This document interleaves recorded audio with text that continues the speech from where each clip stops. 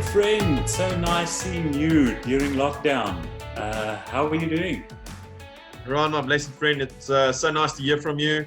It's actually going fantastically well with me. I think the first few days was quite pedantic for me, as I was caught off guard, but really eased into everything now. Started building up some new routines, some new things in terms of culture and things that I want to implement in my life, and this is obviously an opportune time to do that. Nice. And I'm so sorry that you guys had to postpone your wedding now due to the lockdown and COVID-19 implications, but you seem to still be smiling. Yeah, I would actually, to truthfully be honest, I would rather say that was the most difficult thing versus what's happening in the markets and anything else. Especially when it comes to your fiance, these are things that they've been dreaming about their whole life. And I've really been learning a lot about empathy and just being supportive in this situation, because I do believe that there's people, many generations. If you think about the World War I and II, and people had to get married in these circumstances. So is it ideal? No. But is God still involved? Yes. So I still believe it's going to be fantastic. Yeah, I agree 100%. Now, besides us being friends and you being a former Life of Leadership participant and coach or group facilitator, you spend most of your days as the managing director of attooh Asset Consulting. Now, for the listeners or the viewers of this clip, don't you want to just take a few seconds and explain to us what is attooh and specifically the asset consulting component? So, attooh Group of Companies is a company founded by a gentleman by the name of Wouter Snyman in 2012. So we're currently employing more than 500 employees and partners across South Africa. We've got a nationwide footprint in the financial services industry, and we really led by a phenomenal leader that really is showing some amazing qualities during this time. So from attooh's asset consulting perspective, I'm currently looking after the attooh asset consulting business, but also after the independent financial advisory business, which also entails about 50 to 60 employees. That is also playing a big part in our future plans for attooh. So are you guys currently open? Is your business and perhaps the industry at all affected by the lockdown in South Africa? Yeah, so if I can truthfully be honest, we are open as much as possible. I think a lot of advisors were caught off guard with this whole thing in terms of, are they technologically advanced in the way that they do the business. So as we are trying to support our advisors as much as possible by giving them technological tools which they can use to facilitate and still do online meetings and engage with their clients and lean more on the financial systems and administrating systems that they have implemented as of yet to support them during this time. Yeah, and I'm just wondering, 100 years ago when people were faced with the Spanish flu, I'm not sure how businesses survived or how communities, were all under quarantine, actually just made sense out of all of it. So thank God for technology and Zoom and Google Hangouts and, Microsoft Teams and all these technologies to our disposal. Have you learned anything in your business based on this, uncertain time, that post-lockdown you will maybe start doing things slightly differently?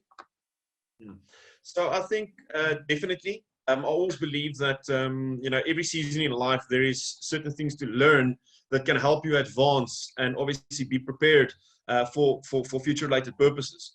But one of the first things is the whole stigma that people see online business as risky.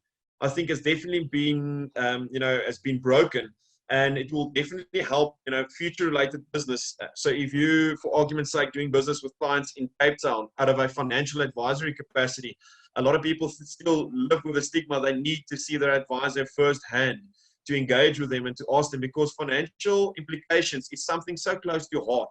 And it is difficult to convey necessarily sometimes your emotional side, but also to convey a concise plan via an online system. But I believe that stigma is being broken during this time. So that's definitely one thing. The second thing I would say is the way that we engage with our team. It's really important that you need to understand that you don't necessarily have to drive to a central place in Johannesburg or to Pretoria to spend time and to spend quality time with your employees. I still believe that your employees are of the utmost importance, and we need to see them as people that are not just necessarily part of a business, but are part of a family, because they are buying into a shared vision that God has destined or dreamed over your life. And I just believe that that places so much more emphasis on them. But to come back to that point, you really can save a lot of time which you can utilize to either increase your competitive advantage by implementing better resources to your clients, but also to free up time to make sure that you can stick to your daily agendas. Yeah. So another thing is, I would definitely say to come back to a good point Wouter made in a discussion we had, is to go back to your qualities of your business. One of our key qualities or values in our business is to love, serve, and remember. Are we implementing that, and how can we take technology and implement that into our business to also help us facilitate and to create the right perception with relative to the market? Yeah. No, that's very good advice. Thank you for sharing that. Now, maybe not asking you to make certain predictions, but during this time, a lot of people I'm speaking to are quite uncertain and even anxious or scared about what's going to happen, within the next few months and, let's say, the short to medium term. Are you brave enough to make any predictions? What's going to happen in the markets, and are you still positive? Do you have hope for South Africa and the economy post-lockdown? Well, Ruan, I think this is if we can try to see a positive out of a negative situation. This current circumstance has created opportunity where everything around us is busy failing. If you think about governments, economies, all of these things, but the only thing that still stands is God and God's economy. So for me to look at a view, how I see the economy, it is God's kingdom is upside down. So that is an unshakable economy. And I believe if God is still involved in this nation, that there is still greater things to come, that there are still greater economical heights that South Africa will achieve, and that will come through for South Africa and to the rest of the world. There's so many prophetic declarations over South Africa being a light, being a city on a hill for other nations and for other continents. So I'm firmly sticking with South Africa. I believe that we've shown immense value. Our president making some tough decisions and implementing it, and we're seeing it firsthand. And if I was on a call just a bit earlier today, where there was about 400 leaders from different places all around the world, and it's scary to see how emotional these people are becoming. People that are staying in Madrid. If you think about yesterday, a few hundred people died just in one day, and in South Africa we are really protected in which I believe spiritually a lot, and that we are not seeing it as tough as the rest of the world is seeing. So I do believe that we need to take a long-term view on this. A good little example of that I want to show to you is maybe a example that I like to use with my clients. Is if you have the ability to see that this is a small little graph from 1929 to 2018 December.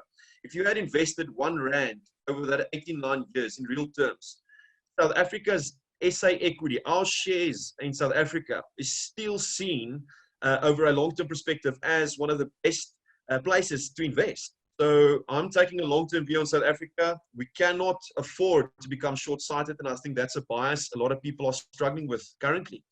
So this really helps me a lot, and I'll share all of these pictures and stuff, and I'll send it through to you for those maybe that want to use this as a future reference. Yeah, no, that's great. Thanks. That puts stuff into perspective, So you're saying, and what I'm reading in between the lines is people should not now shoot from the hip or make anxious, decisions or based on fear and withdraw all the investments or start taking stuff offshore or so on. So you're saying be patient, take a long-term view. Yeah, I do agree. And I think this is also an opportune time to to make use of stuff like Zoom and Skype to actually sit and engage with your advisor to see where are you currently. I always believe that an informed client is a happy client. Sending out a statement that is detrimental, that's probably at one of the lowest points that they've seen in many years, is tough, but it's still the right thing to do. Because if you can confront people with reality and you help them through this, because I believe people will be remembered for those that are emotionally empathizing with people around them, that are helping them, that are assisting them. It's the emotions that's going to help you to be remembered. It's not the product. So if you can help people to see this process through, if you can help people to see this market cycle through, then you're doing what you're supposed to do as a financial advisor, and assisting them. Because there's something in the financial industry called gamma, and that is the ability of a financial advisor to assist and add value. And it is so difficult sometimes to monetize. But I believe situations like this creates that opportunity for your advisor to say, listen here, let's reassess, let's see what's happening, let's stick with this process, let's go through, and let's just create a long-term view so that people can see this through. Yeah, that's good advice. Thank you. Any advice for small business owners or leaders in the marketplace now wondering, what should we do? How do we lead people? It's uncertain times. Any advice?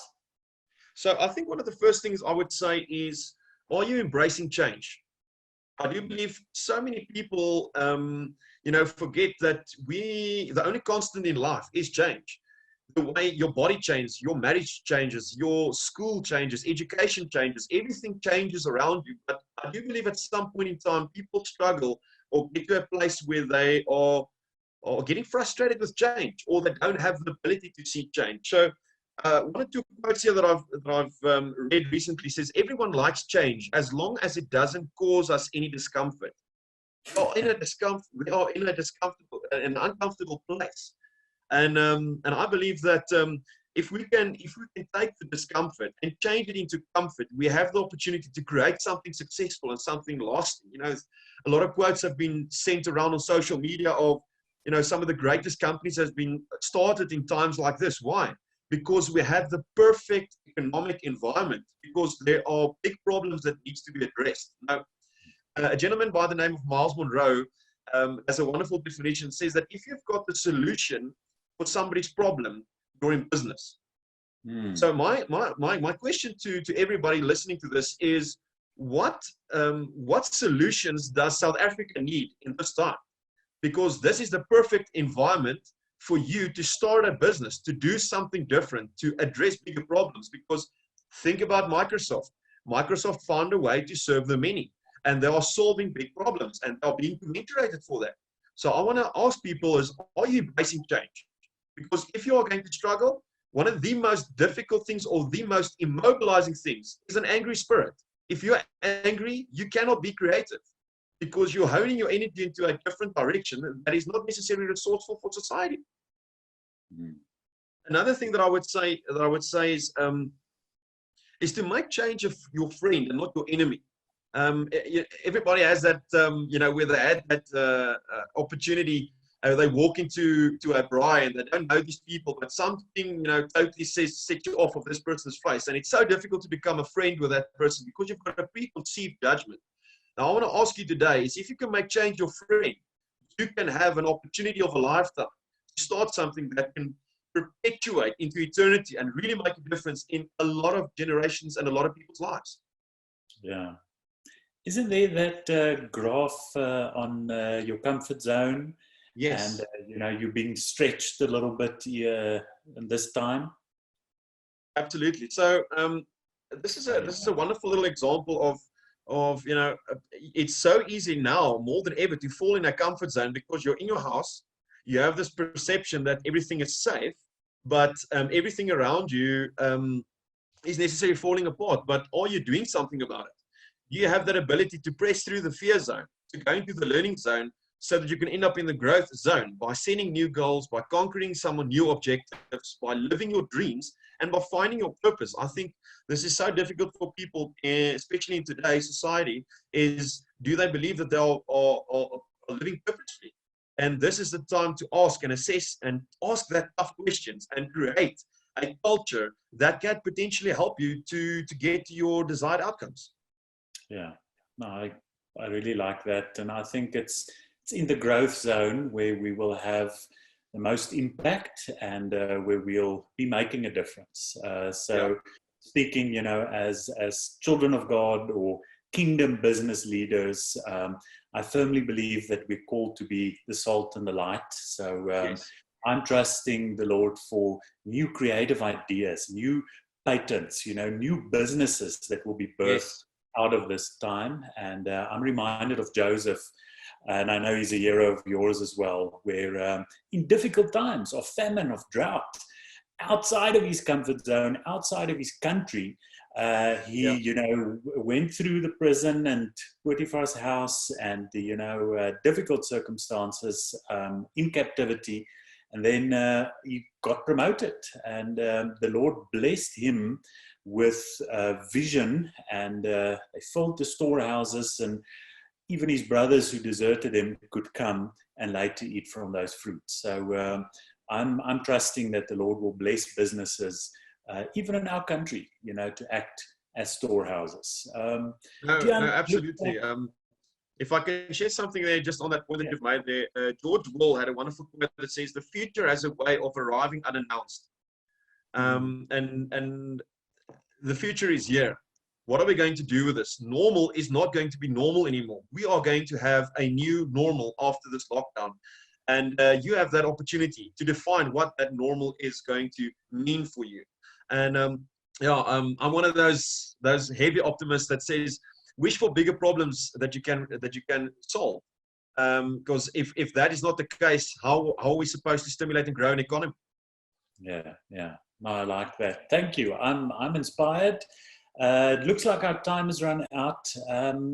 Anything you want to end off with in closing? Maybe which you're experiencing the Lord is currently laying on your heart or encouraging you with? Yes, I think if I can share two verses. The first one is Deuteronomy 8 verse 18 that says, "And you shall remember the Lord your God, for it is he who gives you power to get wealth." Now, if you go look at the original text of that word power, it means kuach. So I don't believe a lot of the people have heard this before, but kuach means lizard-like ability. So God has given you the power to have the lizard-like ability, to be nimble and to actually be variable and change according to market circumstances so that you can prosper in every season in life. That's why God says in Psalm 1 that he plants you next to streams of living water and you will bear fruit in seasons to come. And I believe that God has already implanted and given you and birthed that in you and given you that ability to take this opportunity and actually use it to your benefit, because you have already everything that you need and require within yourself.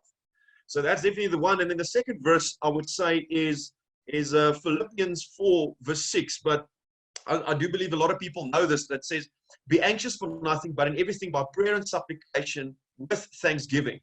So it's difficult. It's easy to pray, but it's difficult to approach prayer with thanksgiving. And especially now, is if you can have that ability to approach God's throne room with thanksgiving and still approach it with a thankful heart, and always being in that state of mind. Then it says, "Let your requests be made known to God, and the peace of God which surpasses all understanding." Key focus point here. It's and the peace of God. It's not our peace. It's so difficult for you to try and say, "Listen, you be peaceful." But it's totally different when God's peace rests upon your life and says it surpasses all understanding. Will guard your hearts and minds through Christ Jesus. And that's my prayer for people, is that they would firsthand see and feel and experience the peace of God that surpasses their understanding during this time, and help them and elevate them to new levels. Yeah. Thank you so much for that. Would you mind maybe just closing for us in a prayer and praying specifically for our life work leaders and any business person or marketplace leader who might watch this clip later on? Absolutely. Thank you so much. So close your eyes.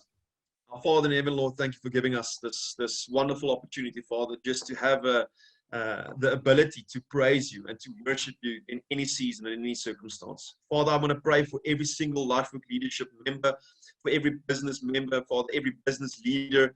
I just pray, Father, you'll bless them with wisdom and with knowledge and with greater capacity in the circumstances, Father. But I pray for a heart that is emotionally involved. I pray for a heart, Father, that would just turn towards their people, Father, that they would look after, they will become responsible with what you have entrusted them with, Father. The employees, I pray that they would have great insight, that they would phone, that they would check in, that they would just move to new levels and new personal relationships, Father. I just sense that so many people have continuously only phoned employees to hear why work is not done and why this hasn't happened, Father. But I pray that there would be a change in the spirit, that they would phone these people and that they would emotionally get involved and that they would actually, Father, care about these people, because we know that the most important asset in God's kingdom is not money, it is people. Father, I pray that your people will see these leaders with new eyes. Father, I pray that you will help them to be elevated, Father, so that they can be a blessing to those around them. Father, I pray that every seed that is sown in this time, Father, will take them to new levels and new atmospheres, Father, and that it will take the companies with them, Father. I pray that they will not just be the only ones that are experiencing this level of success, but that it will flow through in every single employee in the business, Father. And I pray that every single person, Father, will be touched by your love and by your hand of grace during this time, and that they know that you are an unwavering, unchanging, unmovable God. Thank you. Amen. Amen. Tiaan, thank you so much. We're praying for you and Maralei during this time. I'm looking forward to your wedding, hopefully later on the year. And we're also praying for everyone at attooh, 500 plus team members. May you just grow from strength to strength. Thank you. Thank you so much, Ron. I appreciate the opportunity.